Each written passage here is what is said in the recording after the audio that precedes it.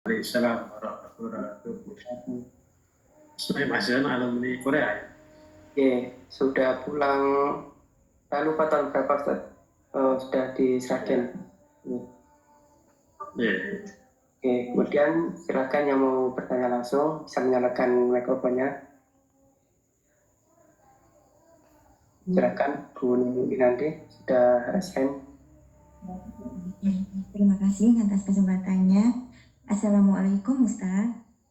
Waalaikumsalam warahmatullahi wabarakatuh. Ini mohon izin bertanya. Kata-kata yang terakhir tadi urian Ustaz sangat mengena ya, terutama ini bagi orang pandai itu amalan mubah bisa dijadikan ibadah, itu indah sekali. Sementara orang yang lalai, ibadah yang dikerjakan setiap hari hanya sebagai sebuah kebiasaan, aduh betapa meruginya. Ini berkaitan dengan amalan ibadah yang hanya sebatas seperti kebiasaan aja ini. Saya rasakan anak saya seperti itu, Ustaz. Anak saya tuh umur 18 tahun. Jadi kok belum ada kesadaran seperti saya dulu umur 18 tahun sih, kayaknya udah tahu bagaimana nilai ibadah, bagaimana kita merasa takut dengan Allah lalu ingin meraih ridhonya, kayak udah ada pemikiran seperti itu. Tapi kalau anak saya ini kok gimana ya, tiap hari malah ngomel terus, tapi nggak paham gitu. Kalau sholat tuh ya kayak hanya sekedar sholat. Saya perhatikan kadang-kadang kan dia terlambat, jadi nggak sempat ke masjid gitu kan, jadi sholat waktu itu di rumah. Baca Al-Fatihah cepet banget, langsung tahu-tahu udah ruku. Kayak itu pun kalau ada saya, ya saya suruh sholat barulah sholat. Nanti kalau nggak ada ibunya nggak tahu lah, mungkin nggak sholat. Jadi pertanyaan saya, bagaimana Ustadz cara mendidik anak, menyadarkan anak betapa pentingnya ibadah, betapa pentingnya kita meraih ridho Allah, betapa pentingnya kehidupan akhirat nanti buat kita ke depannya. Jadi beribadah itu bukan hanya sekedar melaksanakan perintah ibu atau kebiasaan yang lain seperti itu. Ini bagaimana Ustadz cara menyadarkan anak dan mendidik anak untuk meluruskan niat gitu, Ustadz? Mohon pencerahannya Ustadz. Mungkin terima kasih. Ya.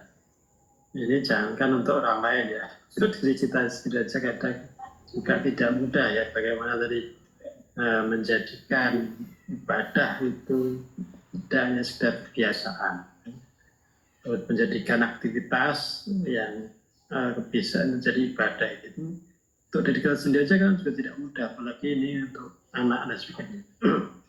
Jadi memang anak-anak sekarang itu tidak seperti kita dulu ya. Dulu kita baru baru usia katakanlah, saya dulu SMP pun sudah ikut ngaji dan juga waktu itu bahkan bisa hafal muyasar gitu ya, satu juz gitu ya, juz pertama. Sehingga kemudian waktu itu ya kita ngaji itu ya berusaha mengamalkan. Karena sekarang sudah kita sekolahkan dari SD-nya ya SDIT, SMP-nya SMPIT, SMA-nya juga mondok gitu ya, di asrama gitu ya. Dalam kenyataannya juga dalam katakanlah tadi ibadah itu kelihatannya ya kayak terpaksa gitu ya. Tidak ada ruh, tidak ada giroh gitu ya. Nah ini juga salah di mana? Ya ini memang mungkin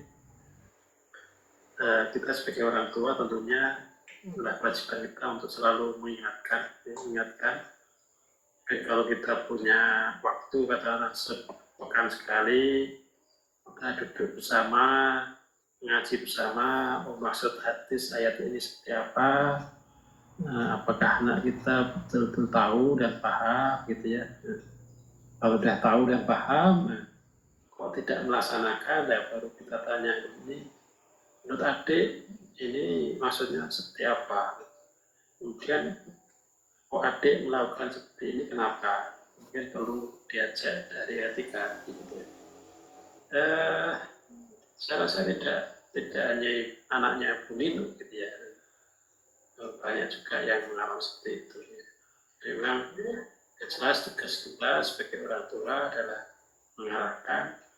Tadi coba diajak, kalau bisa kata entah sekan sekali kita duduk bersama, kita ngaji bersama, mempelajari bersama hadis dan ayat itu kita suruh anak kita suruh menjelaskan kira-kira menurut adik ini maksudnya gimana.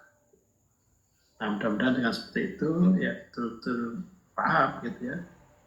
Kalau paham mudah-mudahan tadi akan tumbuh roh tadi untuk bagaimana merasa butuh pada Allah. Memang tidak mudah ya. Kita dalam menerima segala sesuatu gitu kan. Seolah-olah itu tidak dari Allah. Bisa makan, kenapa bisa makan? Itu ternyata adalah kayaknya dari bisa aktivitas itu kayaknya dari Allah. Walaupun mungkin makan dari orang tuanya dan sebagainya, tapi kayaknya orang tua itu mendapatkan karena Allah. Hal seperti ini memang perlu ditanamkan bahwa bagaimana setiap apa yang dilakukan itu betul hanya karena Allah. Dan kita pun kadang kan juga tadi seolah harta itu karena kerja kita gitu ya, karena kita kerja keras itu hanya dapat uang, padahal rezeki itu adalah dari Allah. Nah, ini apa pentingnya dari serat tasihunnya bahwa apa yang dilakukan adalah untuk Allah, hanya karena Allah, dan apa yang dilakukan sesuai dengan syariat Islam. Itu ini tadi Bu Nino, monggo kalau tadi bisa ada kesempatan anaknya diajak ya katakanlah ngaji bersama gitu di rumah gitu ya. Dia bagaimana pemahaman anak kita seperti apa, dan dengan dia betul-betul paham sehingga